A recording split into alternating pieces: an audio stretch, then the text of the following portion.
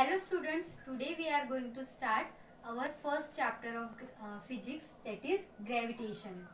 Before this you should know about the force. What is force? So the force is push or pull on an object. The push or pull of an object is called force. जब भी हम किसी चीज को push करते हैं या पुल करते हैं तो उस पे हम फोर्स लगाते हैं. It is called force. And force can change the direction, the state of the object. कि अगर कोई ऑब्जेक्ट रेस्ट पोजीशन में है तो वो फोर्स की वजह से मोशन में आ जाएगा, या तो कोई ऑब्जेक्ट मोशन में है तो वो फोर्स अप्लाई करने से रेस्ट में भी आता है. जैसे कि अगर कोई बॉक्स है, हमने उसको उस पर फोर्स लगाया तो वो मूव करेगा, मीन्स वो मोशन में आएगा. या तो साइकिल हम चला रहे और हमने ब्रेक अप्लाई किया, मतलब फोर्स अप्लाई किया, तो फिर साइकिल क्या हो जाती है, रुक जाती है, मीन्स वो रेस्ट पोजिशन में आ जाती है.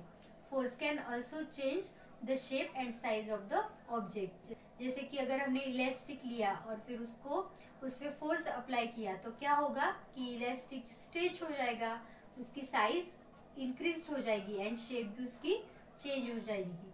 तो this was the effects of the force on the object. So I hope you have understand the force. Now we will see types of forces. So there are different types of forces like the frictional force. Because of this force we are able to walk on the earth. Now the nuclear force, then electromagnetic force, then gravitational force,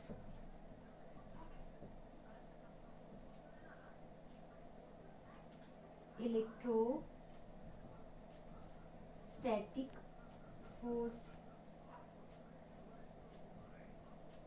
So these are the different types of forces, and from these all we are going to learn about the gravitational force more.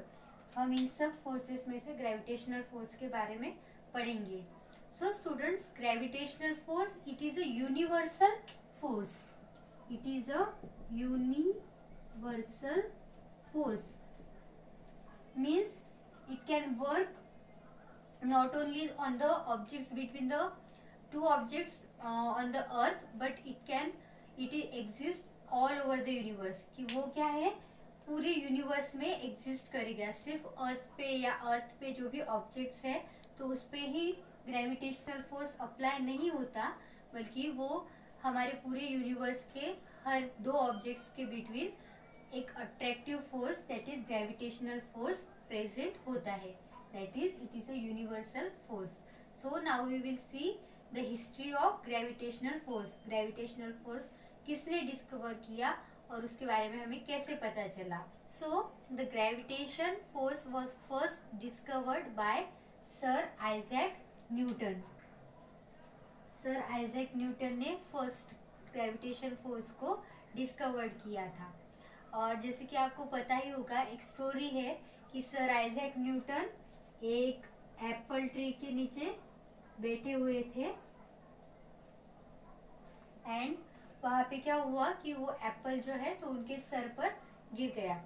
और फिर उन्होंने सोचा कि ये Apple downward ही क्यों fall हुआ, वो नीचे ही क्यों आया, वो ऐसे क्यों नहीं गया या अपवर्ड डायरेक्शन में क्यों नहीं गया, वो वर्टिकली डाउनवर्ड फॉल क्यों हुआ. एंड देन उन्होंने ऐसे कंसीडर किया कि अर्थ के पास जरूर कोई ना कोई ऐसा फोर्स है जो कि हर एक ऑब्जेक्ट को अट्रैक्ट करता है टूवर्ड्स इट्स सेंटर. उन्होंने क्या किया, अलग अलग चीजें भी फिर ऊपर फेंक के देखी और हर एक ऑब्जेक्ट, हर एक चीज वर्टिकली डाउनवर्ड फॉल हो रही थी, गिर रही थी. तो फिर उन्होंने इस कंक्लूजन पे आए कि अर्थ के पास जरूर कोई ना कोई फोर्स है जो हर एक चीज को वर्टिकली डाउनवर्ड अट्रैक्ट कर रहा है, एंड वो हर एक चीज कहाँ पे अट्रैक्ट हो रही है, towards the centre of the earth, earth के सेंटर के तरफ हर एक चीज अट्रैक्ट हो रही है, एंड फिर इसी फोर्स को आगे जाके नाम मिला ग्रेविटेशन फोर्स। नाउ अभी सिर्फ एप्पल को ही अर्थ अट्रैक्ट करती है क्या, या दूसरी चीजों को भी करती है, या सिर्फ छोटे चीजों को करती है?